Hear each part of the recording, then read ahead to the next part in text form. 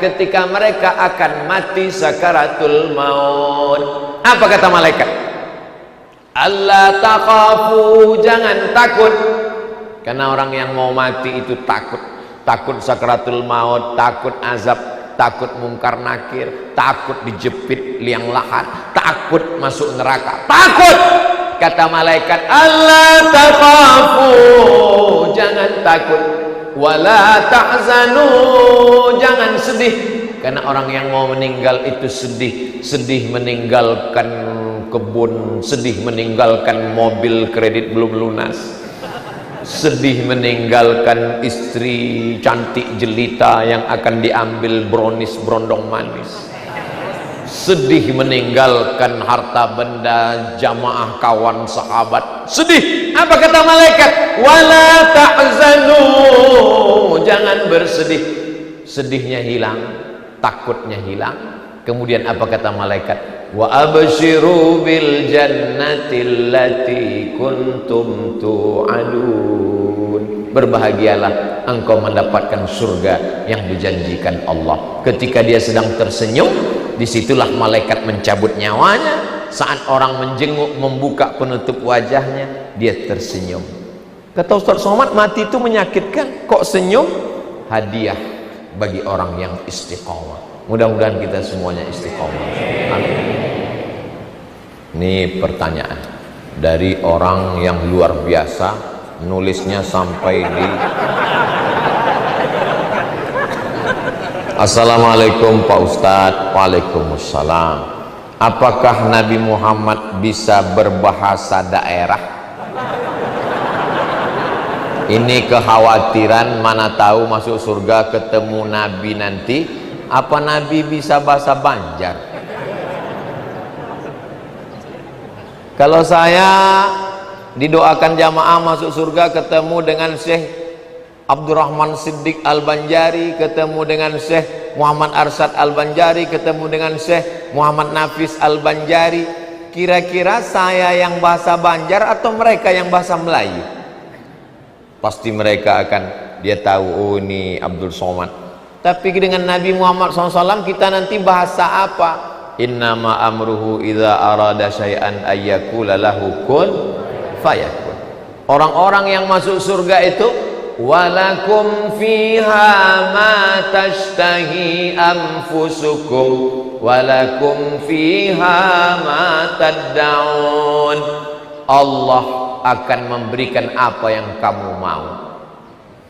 Jadi ketika orang itu ingin berbicara dengan siapa yang dia cintai, orang-orang yang dia kagumi, maka Allah buat dia menjadi bisa apapun akan. Walakum fiha ma tashtahi anfusukum, yang kamu inginkan bisa terwujud. Jadi sedangkan berbahasa hewan saja nabi-nabi itu bisa. Stop, kata Nabi Sulaiman, jangan bergerak bala tentara. Kata tentaranya, kenapa Nabi Sulaiman? Karena aku dengar Panglima Semut sedang mengerahkan semua bala tentara. Ya ayyatuhan namlu udkhulu masakinakum, wahai semut-semut, masuklah kamu ke sarang kamu, karena bala tentara Sulaiman akan lewat. Nabi Sulaiman bisa berbahasa semut. Adakah yang lebih hebat daripada Nabi Muhammad? Kalau Nabi Sulaiman aja bisa ngomong dengan semut, apalagi Nabi Muhammad bisa berbicara dengan Bapak, dengan bahasa Banjar sekali, dengan bahasa semua. Wa 'allama Adamal asma'a kullaha. Allah mengajarkan asma kepada Nabi Adam. Menurut ahli tafsir, asma di situ adalah bahasa-bahasa. Jadi semua bahasa-bahasa diajarkan Allah kepada Nabi Adam. Dan ada yang lebih hebat daripada seluruh Nabi, Sayyidul Anbiya wal Mursalin, adalah Sayyidina wa Maulana Muhammad sallallahu alaihi wasallam. Jadi jangan khawatir yang nggak bisa bahasa Arab, nanti gimana saya ngomong dengan Nabi Muhammad.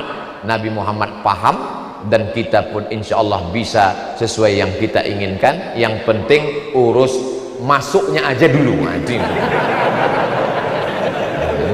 Ini kadang banyak orang mikir macam-macam. Nanti kalau di dalam surga itu gimana Pak Ustadz? apa ada rokok apa enggak, apa yang penting masuk surga aja dulu. Nah, syaratnya tadi udah kita bahas, berjamaah, istiqomah, husnul khotimah. Mudah-mudahan kita semua masuk surga. Saya tidak merasa masuk surga karena amal saya, karena amal saya mungkin ada riaknya, tapi saya yakin saya masuk surga karena doa saudara saya. Mereka ini orang-orang yang tulus ikhlas, hatinya bersih, dan mereka ketika berdoa, ya Allah masukkan Ustaz Somad ke dalam surga. Bayangkan lebih 40 orang berdoa. Begitu juga kalau kita sombong, ya Allah masukkan dia dalam neraka. Kalau bisa jangan neraka yang tanggung-tanggung, keraknya ya Allah. Makanya kita jangan zolim sama orang, jangan aniaya. Ustadz, di bagian sholat mana yang bagus atau afdol untuk memanjatkan doa? Hadisnya sahih Muslim. Aqrabu ma yakunul abdu min rabbihi wa huwa sajid. Yang paling afdal di antara semua dari takbiratul ihram sampai salam, wa huwa sajid, ketika sedang sujud. Sajid artinya orang yang sujud. Fa aksiru fihi doa, perbanyaklah doa ketika sedang sujud. Makanya Nabi pernah sujudnya sepanjang ayatnya. Ayatnya dia baca Al-Baqarah 2 juz 4 lembar, sujudnya sepanjang itu. Tapi waktu sholat sendiri, bukan waktu jadi imam. Jadi imam hanya boleh sebanyak 12 kali tasbih. Lebih dari 12 makruh kepanjangan. Jangan karena udah mendengar hadis subuh tadi lalu sujud sepanjang Yasin. Pas salam hilang semua. Kami nggak bisa bahasa Arab, Ustaz. Waktu sujud itu ngomong apa? Kalau tidak bisa pakai bahasa Arab, pakai bahasa Indonesia, bahasa Melayu, bahasa Banjar, bahasa Bugis, bahasa Makassar, bahasa Minangkabau, bahasa Batak, bahasa Sunda, bahasa Jawa, ngomongnya di dalam hati saja. Jangan dilafazkan di mulut. Karena kalau dikeluarkan lafaz yang bukan bahasa Arab di mulut, batalat sholatuhu, batal sholatnya. Jadi dalam hati. Dulu waktu di pesantren, banyak santri-santri itu sujud nggak bangun-bangun. Bukan berdoa, ketiduran. Ustaz, kenapa pian kada basurban?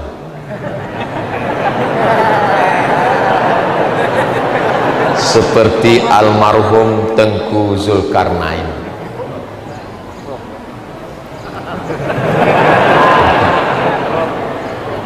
Nabi Muhammad sallallahu alaihi wasallam ketika beliau masuk ke kota Makkah tahun ke-8 dari kota Madinah, tamma Rasulullah sallallahu alaihi wasallam imamatan sauda. Itu hadisnya tidak ada ikhtilaf. Ini bagi orang yang menentang surban. Nabi ketika masuk ke kota Makkah memakai sorban.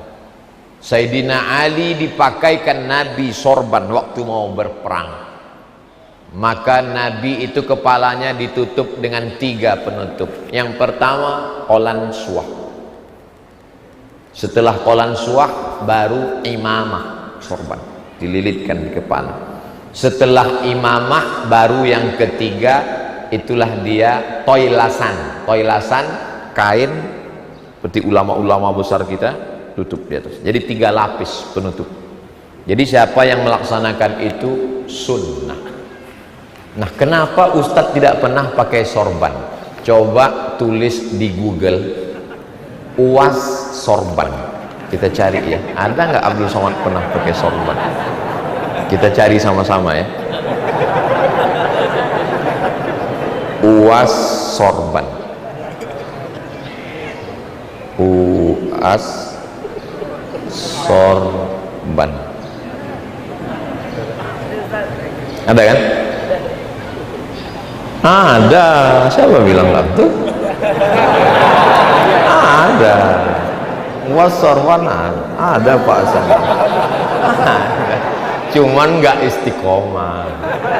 Di rumah ada, dipakai. Kalau sedang sholat sunat dipakai. Ada. Ijazah imamahnya dipakaikan oleh Sayyid Ahmad bin Muhammad bin Alawi bin Abbas Al-Hasani Al-Maliki. Doakan mudah-mudahan ulun bisa istiqomah pakai surban. Kalau secara pribadi, kenapa Ustaz nggak mau pakai surban? Saya orangnya keringatan, nggak tahan. Tapi ini bukan merendahkan sunnah. Orang kalau mau melaksanakan sunnah itu keringatan, suka. Ini pun kadang, makanya ke topi saya pakai AC. Nah, itu ada lubangnya, lubang atas, lubang bawah. Nah, itu. Orang kalau pakai imamah pasti matanya tunduk. Semua orang yang pakai sorban pasti matanya tunduk. Kenapa? Karena dia sedang memakai pakaian Rasulullah SAW.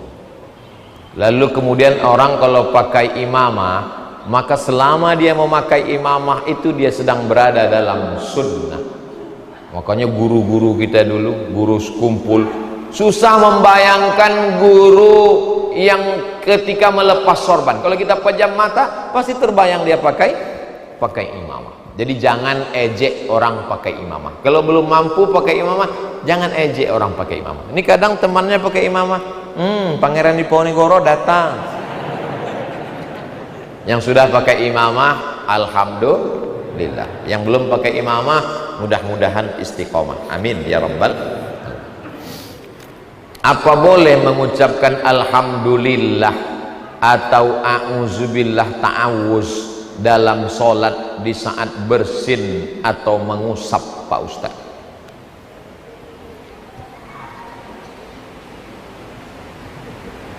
Sami'allahu liman hamidah, pendek hamidah. Ada juga kadang orang Sami'allahu liman hamidah, rupanya nama istrinya Hamidah. Sami'allahu liman hamidah, doa yang diajarkan Nabi, Rabbana lakal hamdu mil'us samawati wa mil'ul ardi wa mil'u ma syi'ta min syai'im ba'd.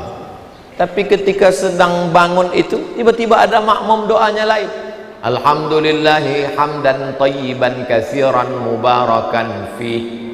Selesai salat Nabi tanya, siapa tadi yang baca alhamdulillahi hamdan thayyiban katsiran mubarakan fi? Sahabat angkat tangan. Ana, saya yang baca itu ya Rasulullah. Kata Nabi, ra'aitu bid'an wa salasina malakan yabtadirun. Aku lihat malaikat berbondong-bondong ingin mencatat doa yang kamu baca. Maka komentar Imam Ibnu Hajar Al-Asqalani dalam Fathul Bari, jawazu ihdatsiz zikri, boleh membaca doa walaupun tidak maksur. Jawazu ihdatsiz zikri ghairil maksur fi shalah ma lam yukhalif bil maksur, selama tidak bertentangan dengan yang maksur. Selama tidak bertentangan dengan yang maksur, maka boleh membaca doa di dalam sholat. Syaratnya satu, selama tidak bertentangan dengan yang maksur. Yang maksur itu apa? Yang ada dalam Quran dan yang ada dalam sunnah Rasulullah Sallallahu Alaihi Wasallam. Tapi jangan dia balas ke kawan sebelah, asyik yarhamukallah, nanti dibalas sama sebelah, yahdikumullah wa yuslihu balakum.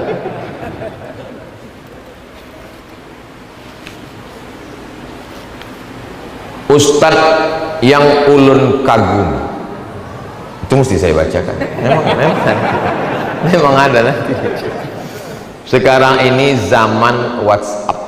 Bagaimana pendapat Ustadz tentang tadarusan Al-Quran melalui grup? Tadarusan melalui grup, namanya tadarus online. Kalau baca sendiri tadrus.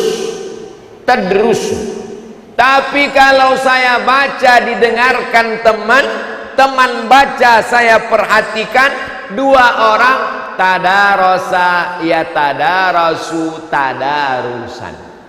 Selama bisa dia saling mendengar memperhatikan, tidak terhalang, maka disebut dengan tadarus. Tadarus ada huruf-huruf yang kita keliru, tersalah kalau baca sendiri, nggak sadar. وَلَنَبْلُوَنَّكُمْ بِشَيْءٍ مِّنَ الْخَوْفِ وَالْجُوعِ وَنَقْصٍ مِّنَ الْأَمْوَالِ وَالْأَنفُسِ وَالثَّمَرَاتِ وَبَشِّرِ الثَّمَرَاتِ وَالْأَنفُسِ وَالثَّمَرَاتِ وَبَشِّرِ الصَّابِرِينَ. Selama ini kalau kita baca sendiri semuanya sah. Saya tadi suka dengan Ustaz Somad, tapi ketika kita bersama, oh itu tadi kurang tepat. Bismillahirrahmanirrahim. Alif lam mim, alif lam mim, zalikal kitabu la raiba fi hudan lil muttaqin lil muttaqin. Tadarus nggak boleh dendam. Banyak orang tadarus dendam. Ketika ditegur 3, awas nanti 4 kau tengok. Tadarus nggak boleh tersinggung, sakit hati. Yasin wal Qur'anil hakim, nggak boleh begitu. Betul kok wal Qur'an langsung tutup pulang. Nggak boleh. Nah, jadi selama bisa memtashih bacaan, cuman kadang kalau melalui online ini tentu tidak sama dengan yang langsung offline. Kadang bunyinya beda, kadang tiba-tiba suara hilang, kadang berubah-ubah.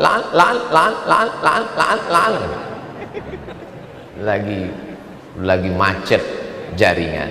Tapi perbuatan ini baik, tapi jangan cuman online. Sekali-sekali online baik.